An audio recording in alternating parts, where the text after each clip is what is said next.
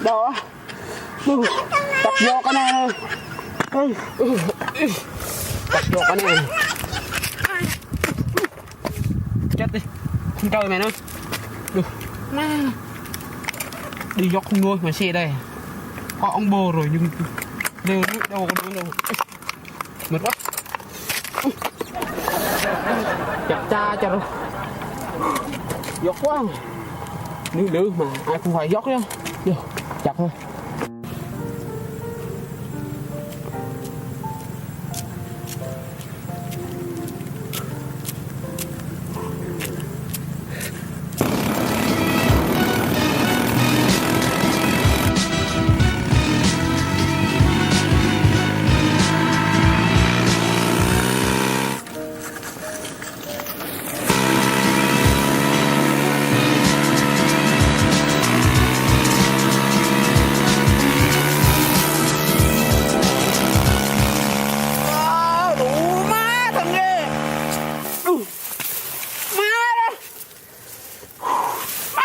Thiệt xe hư hết rồi đâu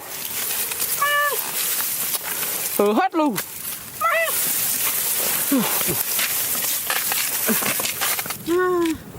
đi tiền hư hết xe được xe chắc không đi được rồi hư hết rồi chắc mình phải vác thôi.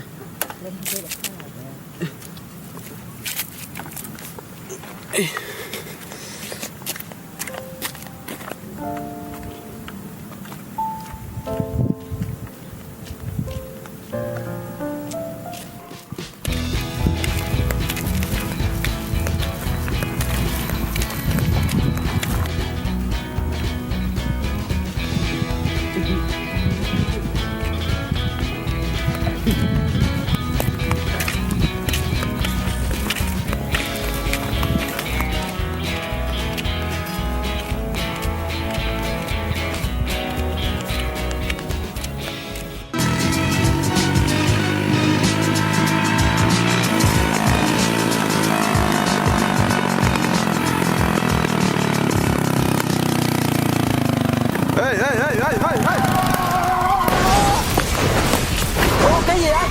Ủa Diệp bạn đây. Ôi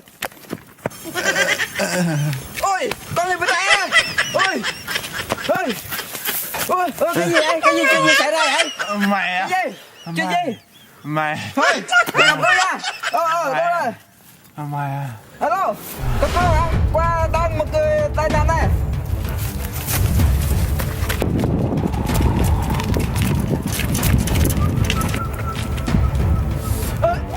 Ê, qua đây.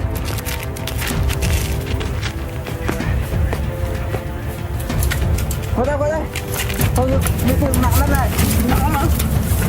Đâu, đây, như đấy. Đây. Nhanh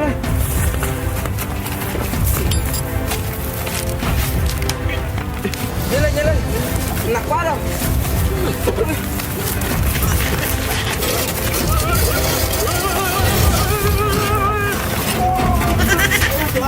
Mày lấy cái gì vậy? Ôi, hai tụi mày làm gì vậy?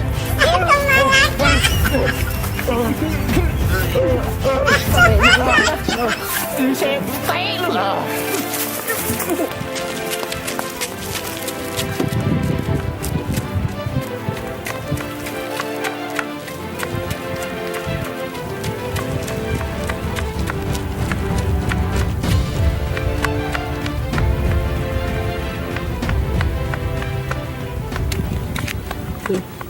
Ở đây là thằng nào ha?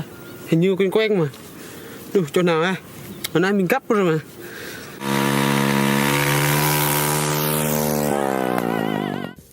À, nhớ rồi. Thằng kia á. Thằng này làm xe tao hư hết, xe đạp sinh quang để nghĩ ộp lề toa tu.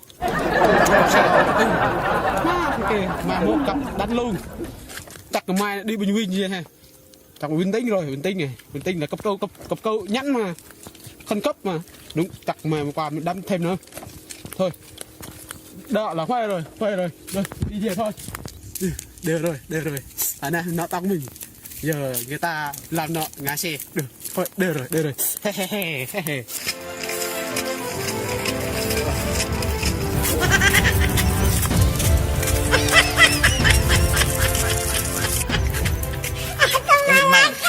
Mày hút thuốc hả? Mày xuống mày chở tao đi, tao mệt quá rồi.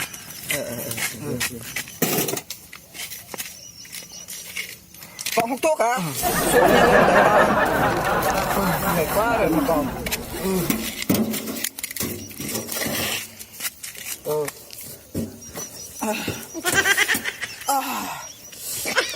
Đã.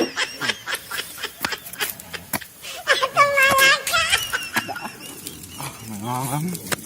Được lắm.